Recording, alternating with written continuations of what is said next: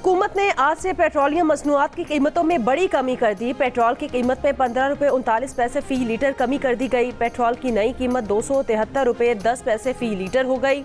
High speed diesel की कीमत में 7 रुपये 88 पैसे फ़ी लीटर कमी। हाई स्पीड डीजल की नई कीमत 274 रुपये 8 पैसे फ़ी लीटर मुकर्रर। मट्टी के तेल की कीमत में 9 रुपये 86 पैसे और लाइट डीजल ऑयल की कीमत में 7 रुपये 54 पैसे फ़ी लीटर कमी कर दी गई। वज़ीर आज़म शहबाज शरीफ ने नई कीमतों की मंजूरी दे दी। इससे पहले मुल्क भर में गंदम, आटे और घी की कीमतों में भी कमी रिकॉर्ड की गई है। 15 रुपए की कमी कुछ ज़्यादा कमी तो नहीं है, लेकिन मैं समझता हूँ खुशाइन अमल है। इसी तरीके से मज़ीद कमी होनी चाहिए ताकि आवाम जो है ना सुख का सांस ले सके। इसका बहुत फ़ायदे हैं, इसमें रेटें कम हो जाएगा तो फिर पाकिस्तान का मुल्क का ये बेहतर भी हो जाएगा, बेहतरी का मामला भी हो जाएगा। तो सही क्या अच्छा इकदाम है और होने चाहिए कम। ऑब्वियसली आवाम परेशान है पेट्रोल की वजह से ही। भाई ये 15 रुपये घटे हम लोगों को चाहिए ना चीज़ा घटाओ, घ्यो घटे बराबर दूसरी चीज़ा घटन पर नहीं घटा दे। प्राइस कंट्रोल कमेटीज़ इन्हें फ़ाल करना चाहिए ताकि ये पॉजिटिव इफ़ेक्ट ज़िंदगी के हर शोबे के ऊपर आ सके। कुछ ना कुछ नीचे आ रहा है ना, काफ़ी बेहतर हो रही है गरीबों के लिए ख़ास तौर। जिस तरह पेट्रोल थोड़ा थोड़ा करके नीचे आ रहा है, बाकी चीज़ें भी आएंगी इंशाल्लाह, उम्मीद है इस हुकूमत से। पेट्रोलियम मसनूआत की कीमतों में कमी को शहरियों ने खुश आइंद करार दे दिया। किराए और खाने पीने की दीगर अशिया की कीमतें भी कम करने का मुतालिबा।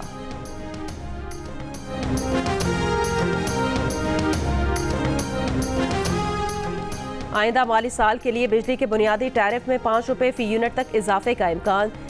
सेंट्रल पावर परचेजिंग एजेंसी ने आइंदा माली साल के लिए बिजली की खरीदारी कीमत के तयन के लिए नेपरा में दरख्वास्त जमा करा दी। नेपरा में 23 मई को समाअत होगी। अगले पूरे साल के लिए बिजली की कीमतों से IMF का कोई ताल्लुक नहीं। हमारा IMF से मुआहिदा ये है कि गर्दिशी कर्जे को 2310 अरब रुपए से ऊपर ना जाने दें। वफाकी वजीर तवानाई अवैस लगारी की जियो न्यूज़ के प्रोग्राम आज शाहजेब खानजादा के साथ में बातचीत। कहा बिजली की तकसीम कार कंपनीज को फरोख्त करेंगे। जो लोग पहले से सोलर पैनल लगा चुके हैं या अब लगा रहे हैं उनसे मुआहिदे की पासदारी की जाएगी। सोलर पर टैक्स लगाने के लिए बहस बाद में करेंगे। अली अमीन गंडापुर ने तो मुझे फ़ोन करके ताउन की यकीन दहानी कराई थी। उनके गैर जिम्मेदाराना बयानात से काम नहीं चलेगा, रियासत को सपोर्ट करना पड़ेगा।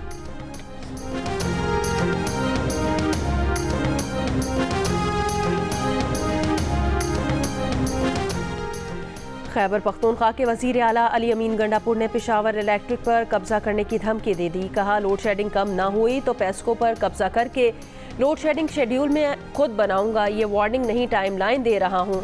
कहा मेरा सूबा सस्ती बिजली बनाकर महंगी खरीदता है। वफाक ने हक ना दिया तो देखें हक कैसे लेता हूँ।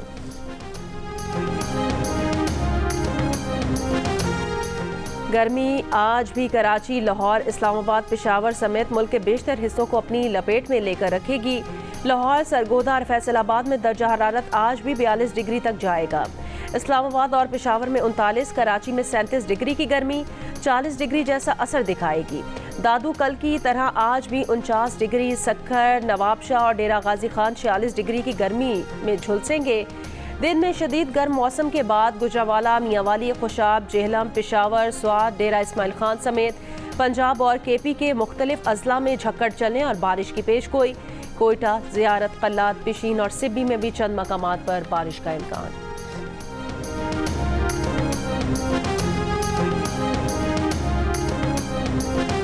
मुल्क के मुख्तलिफ शहरों में अगले 25 दिनों के दौरान 3 हीट वेव आने का खतरा है।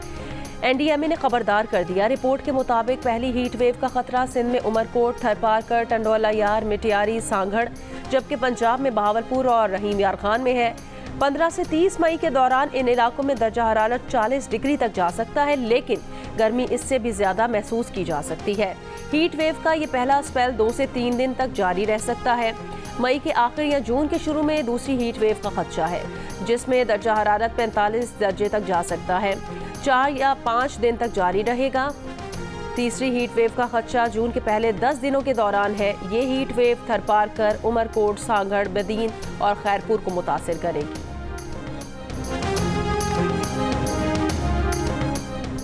वज़ीर आज़म शहबाज शरीफ आज मुजफ्फराबाद का दौरा करेंगे। ज़राए के मुताबिक वज़ीर आज़म नीलम जेहलम प्रोजेक्ट का दौरा करेंगे। मुजफ्फराबाद में आज़ाद कश्मीर के सियासी रहनुमाओं से मुलाकातें करेंगे। मुलाकातों में आज़ाद कश्मीर की गुज़श्ता दिनों की सूरत हाल पर गुफ्तगू का इम्कान है। बानी पीटीआई की 190 मिलियन पाउंड स्कैंडल केस में जमानत मंजूर, रिहाई का हुक्म, रिहा नहीं हो सकेंगे। अभी साइफर केस और इद्दत केस में सजा मुअत्तली होना बाकी है। जमानत का फैसला इस्लामाबाद हाई कोर्ट की चीफ जस्टिस आमिर फारूक और जस्टिस तारिक महमूद जहांगीरी ने लिखा।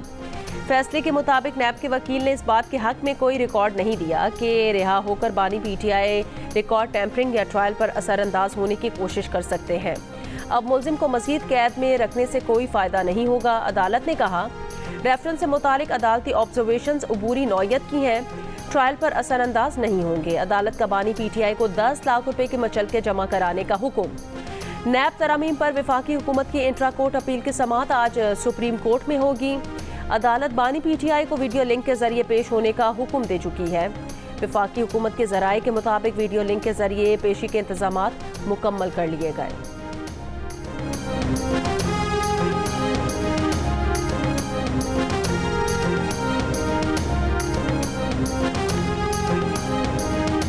बात अगर करना है जनाब स्पीकर तो सिर्फ हमारा एस्टैब्लिशमेंट से बात अगर करना है स्पीकर, पाँव किसी का पकड़ा हुआ है जनाब स्पीकर, टोनी का पाँव पकड़े हुए हैं ना, रूल ऑफ लॉ में दिलचस्पी रखते हैं जनाब स्पीकर, ना जमहूरियत में दिलचस्पी रखते हैं जनाब स्पीकर। अगर दिलचस्पी रखते हैं तो वो अपना जाती इश्यूज, अपना जाती लीगल केसेस, अपना जाती मसले के रोना धोना। बिलावल के पीटीआई पर निशाने, कहा पीटीआई बात आइन की बालादस्ती, कानून की हुक्मरानी और हकीकी आज़ादी की करती है, लेकिन अगर इसे बात करना होती है तो कहते हैं कि हम इस्टेब्लिशमेंट और फौज से करेंगे। ऑपोजिशन इस्टेब्लिशमेंट के पांव पकड़कर ज़बरदस्ती मुदाखलत कर रही है। अगर ऑपोजिशन 9 मई की माफ़ी मांगने पर तैयार नहीं तो इनका रोना धोना जारी रहेगा। 9 मई को एहतजाज नहीं, फौजी क़यादत के खिलाफ बगावत थी जो नाकाम हुई। पीटीआई का लीडर एक रात जेल में गुजार कर इतना घबराया कि उसने फौजी तंसीबात पर हमला कर दिया। अब इनका लीडर रो रहा है कि मुझे बाहर निकालो। बिलावल की तकरीर के दौरान कौमी असम्बली में ऑपोजिशन की हंगामा आराई, शोर शराबा।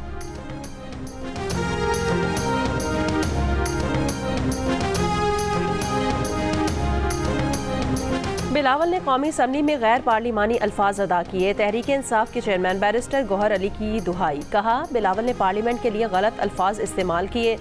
डिप्टी स्पीकर ने पीपल्स पार्टी के लीडर के तौर पर ऐवान को चलाया। हम जमहूरियत आगे लेकर चलाना चाहते हैं, वो हमें इश्तियाल दिलाने की कोशिश कर रहे हैं। बिलावल भुट्टो जरदारी को आज जवाब देंगे।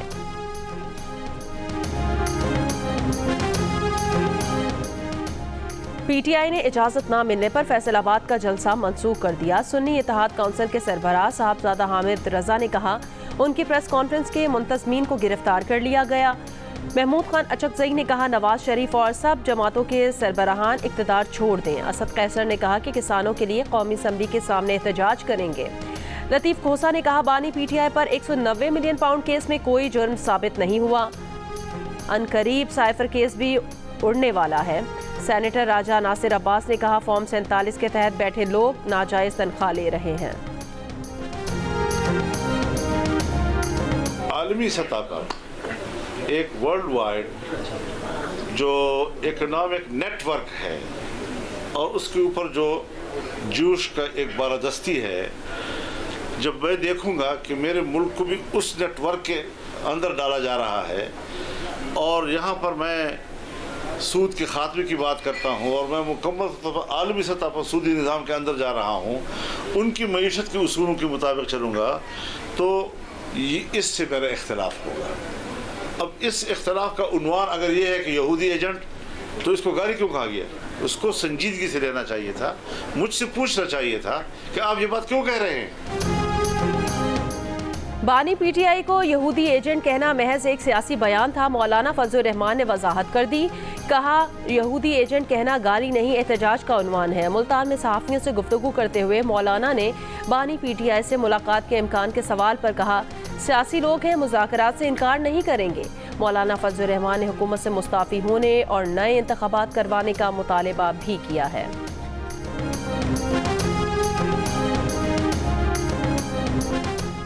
गवर्नर सिंध कामरान खान टिसोरी ने कहा, कौम परेशान है कि कुछ लोगों के लिए फैसले घंटों में आ रहे हैं जबकि गरीब इसके लिए बरसों इंतज़ार करता है। ये क्या कि मूड बदला, हवा बदली, फैसले बदल गए। सुप्रीम जुडिशल काउंसिल का इजलास बुलाकर सारे मामलात का जायज़ा लिया जाए।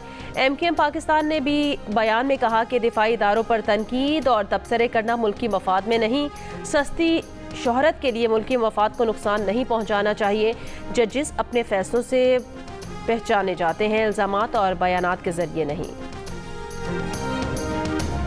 कराची के इलाकों कोरंगी और नॉर्दर्न बाईपास में फायरिंग से 2 मुबैना डाकू हलाक हो गए।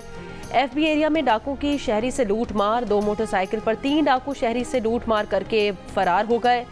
मलीर सिटी में स्कूल तलबा की वीडियो बनाकर ब्लैकमेल करने वाले 3 मुल्जिमान गिरफ्तार, दीगर मुल्जिमान की तलाश जारी।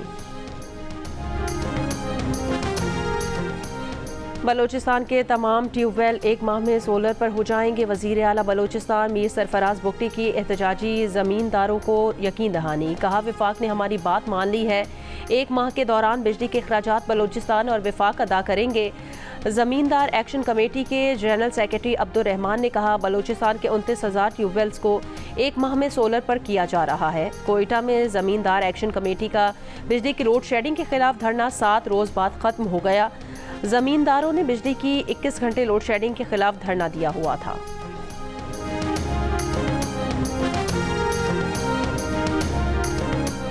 राजनपुर में डाकुओं की महकमा आबपाशी के अमले को काम बंद न करने की सूरत में कत्ल की धमकी। वीडियो में डाकू जदीद असलहे के साथ दरियाए सिंध के किनारे पर खड़े नजर आ रहे हैं। महकमा आबपाशी का अमला पुलिस निगरानी में दरियाए सिंध के हिफाजती बंद मिंचन पर काम कर रहा है। डाकू ने महकमा आबपाशी के एहलकारों पर शदीद फायरिंग भी की थी। पुलिस ने जवाबी कार्रवाई करते हुए डाकुओं की कमीनगाह को तबाह कर दिया।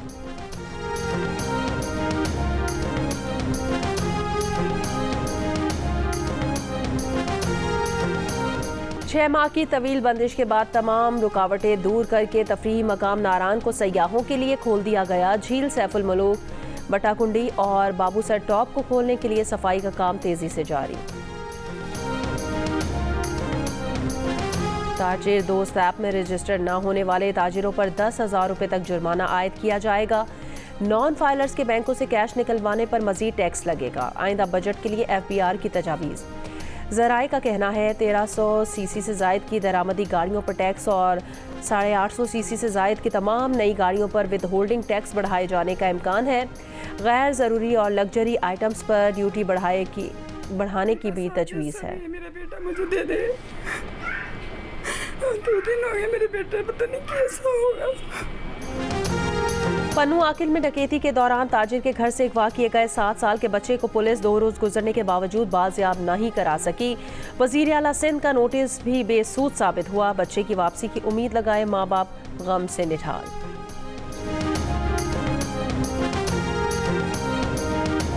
ओकाड़ा में सांप के डसने से 3 साल के बच्चे की मौत। वैक्सीन बर वक्त ना लगाने पर ड्यूटी डॉक्टर मुलाजमत से बर्खास्त। नाकिस निगरानी पर THQ अस्पताल के MS मोअत्तल। एहतशाम मसीह को सांप के डसने पर बुरसा तहसील हेडक्वार्टर अस्पताल रनाला खुर्द लाए थे। इंक्वायरी के मुताबिक ड्यूटी डॉक्टर ने दस्तयाबी के बावजूद वैक्सीन ना लगाई, जिससे बच्चा जाँ बहक हो गया। वज़ीर आला पंजाब मरियम नवाज ने वाक़े का नोटिस लिया था। पाकिस्तान का फतेह 2 गाइडेड रॉकेट का कामयाब तजर्बा। ISPR के मुताबिक फतेह 2 जदीद नेविगेशन सिस्टम से लैस है, 400 किलोमीटर तक मार कर सकता है, किसी भी मिसाइल डिफेंस सिस्टम को मात देने की सलाहियत रखता है, इंतहाई दुरुस्तगी के साथ अहदाफ को निशाना बना सकता है।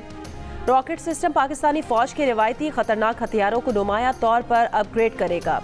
शानदार कामयाबी पर सदर, आर्मी चीफ और chairman joint chiefs of staff committee की मुबारकबाद। वज़ीर आज़म ने अपने बयान में कहा, फतेह 2 गाइडेड रॉकेट सिस्टम पाक फौज और साइंसदानों की अनथक मेहनत का नतीजा है। पाक फौज और साइंसदानों की मेहनत दिन ब दिन पाकिस्तान के दिफा को नाकाबिले तस्खीर बनाती जा रही है।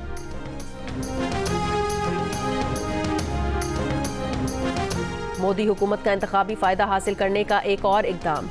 मोदी हुकूमत ने इंतखाबात के दौरान मुतनाज़ शहरियत कानून पर अमल दरामद शुरू कर दिया।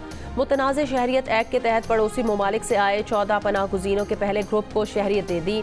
भारतीय वज़ारत दाखिला के मुताबिक दस्तावेज़ात की तस्दीक के बाद 14 अफराद को शहरियत देकर वफादारी का हलफ दिया गया है। मुस्लिम ग्रुप्स, इंसानी हुकूक की तंजीमों, सिविल सोसाइटीज़ ने मुतनाज़ कानून को मुस्लिम दुश्मन करार दिया है। पाकिस्तान के लिए इस बार कर डालो। फ़नून लतीफ़ा से ताल्लुक़ रखने वाली शख्सियात ने भी मईशत बहाली के लिए आवाज़ बुलंद कर दी। मारूफ समाजी रहनुमा और गुलकार शहजाद रॉय का कहना है कि उन्हें ये फ़िक्र नहीं कि ये मुल्क कैसे चलेगा, फ़िक्र ये है कि ये ऐसे ही ना चलता रहे।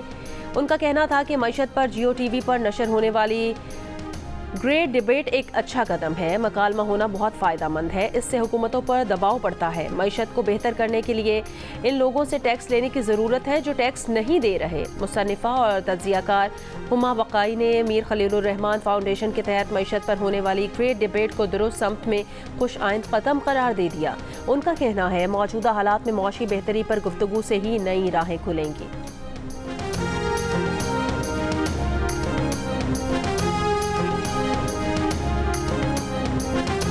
इसराइली फ़ौज के शिमाली गजा और रफ़ा में हमले, मज़ीद 60 से ज़ायद फ़लस्तीनी शहीद। रफ़ा और शिमाली गजा में इसराइली फ़ौज की फ़लस्तीनी मुज़ाहमतकारों से शदीद झड़पें। जंगबंदी तजावीज़ में इसराइली तरामीम से मुज़ाकरात में डेडलॉक हो गया। हमास ने कहा कि हमारा मुतालिबा बरकरार है। जंगबंदी मुआहिदा गजा में जंग ख़त्म करने के लिए होगा। जंग के बाद हमास के बगैर गजा के किसी भी तस्वीर को मुस्तरद करते हैं।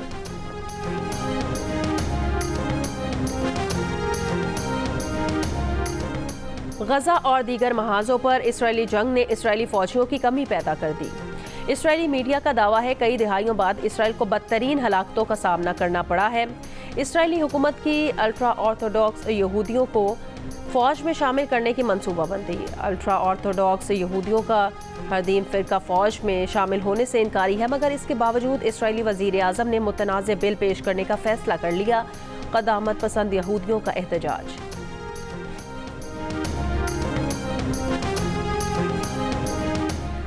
रूस के सदर व्लादिमीर पुतिन 2 रोज़ा सरकारी दौरे पर चीन पहुंच गए। रूस के सदर आज का दिन बीजिंग में गुजारेंगे, जिसमें उनकी सदर शी जिनपिंग से मुलाकात होगी और कई समझौतों और दस्तावेज़ात पर दस्तखत किए जाएंगे। अमरीकी सदर बाइडन और साबिक अमरीकी सदर ट्रंप का पहला सदारती मुबाहिसा 27 जून को होगा। बाइडन और ट्रंप ने मुबाहिसे की दावत कबूल कर ली है। खबर एजेंसी के मुताबिक बाइडन और ट्रंप का दूसरा मुबाहिसा सितंबर में होगा। अमरीका में 5 नवंबर को सदारती इंतखाबात होंगे। कातिलाना हमले में जख्मी स्लोवाकिया के वजीर आज़म रॉबर्ट फीको की तबीयत संभलने लगी, हालत खतरे से बाहर। वजारत दाखिला स्लोवाकिया का कहना है कि वजीर आज़म फीको पर कातिलाना हमला सियासी मकासद के तहत किया गया। स्लोवाकिया के वजीर आज़म इलाके के लोगों से मिल रहे थे। हमलावर ने निशाना बनाया, उन्हें बाजू और पेट में 5 गोलियां लगी, ताहम उनका ऑपरेशन कामयाब रहा। 71 बरस के हमलावर को गिरफ्तार कर लिया गया। फीको यूक्रेन जंग पर रूस के तरफदार है। हमले पर रूस के सदर पुतिन की मजम्मत।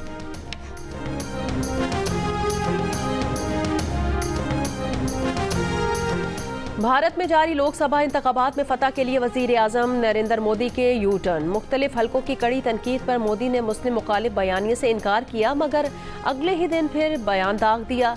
भारतीय चैनल को इंटरव्यू में कहा कि कभी हिंदू मुस्लिम नहीं करता, ना ही कभी करूँगा, मगर अगले ही रोज़ मुंबई खिताब में कहा कि कांग्रेस बजट का 15% हिस्सा मुसलमानों को देना चाहता था।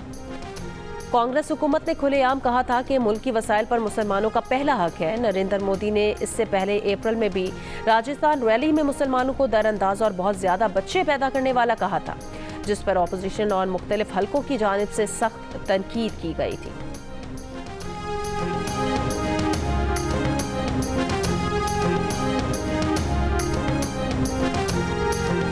आयरलैंड को शिकस्त देने के बाद पाकिस्तान क्रिकेट टीम की अगली मंजिल England. Green shirts 4 T20 matches पर मुश्तमिल सीरीज खेलने इंग्लैंड पहुंच गई। कप्तान बाबर आजम का कहना है आयरलैंड के खिलाफ सीरीज में खिलाड़ियों ने प्लान के मुताबिक बैटिंग और बॉलिंग की, कोशिश होगी इंग्लैंड में जीत के मोमेंटम को बरकरार रखें। सीरीज का पहला मैच 22 मई को लीड्स में खेला जाएगा।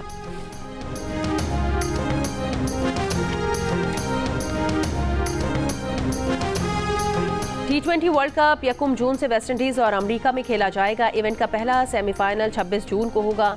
आईसीसी के मुताबिक भारत ने क्वालिफाई किया तो 27 जून को गयाना में सेमीफाइनल खेलेगा।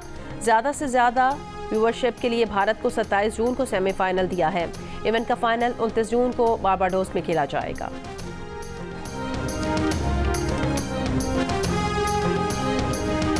वफाकी हुकूमत का स्पोर्ट्स के लिए एंडोमेंट फंड कायम करने का फैसला। 5 अरब रुपए के एंडोमेंट फंड का अगले सालाना बजट में ऐलान किया जाएगा। फंड का मकसद मौजूदा और साबका खिलाड़ियों की मदद करना है। ज़राए के मुताबिक फंड का 90% साबिक खिलाड़ियों की इमदाद पर खर्च किया जाएगा। बाकी रकम मुतहरिक एथलीट्स की ट्रेनिंग पर खर्च किया जाएगा।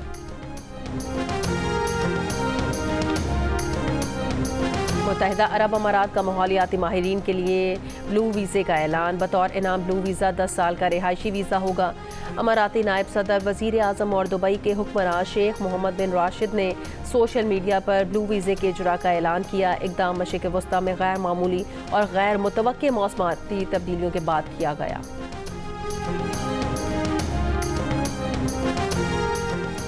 कोयटा में 2 रोज़ा पाकिस्तान लिटरेरी फेस्टिवल जारी। स्पीकर बलोचिस्तान असम्बली समेत सहाफ़ियों, दानिश्वरों और दीगर अहम शख्सियात की शिरकत। स्पीकर बलोचिस्तान असम्बली का इफ्तिताही तकरीब से खिताब। कहा, बलोचिस्तान मुख्तलिफ ज़बानों का गुलदस्ता और मुनफरिद सकाफत का खित्ता है। अदबी मेला रोशन ख्याली का बायस बनेगा। और शहद खाना आसान लेकिन उसे उतारना जान जोखों का काम है। शहद की मक्खियाँ शहद के छत्ते बनाती हैं जिन्हें शहद के शिकारी मुआवजा लेकर उतारते हैं। शहद के शिकारी उस्ताद अल्लाह नवाज के मुताबिक दुनिया भर में शहद उतारने के लिए धुएं का इस्तेमाल किया जाता है।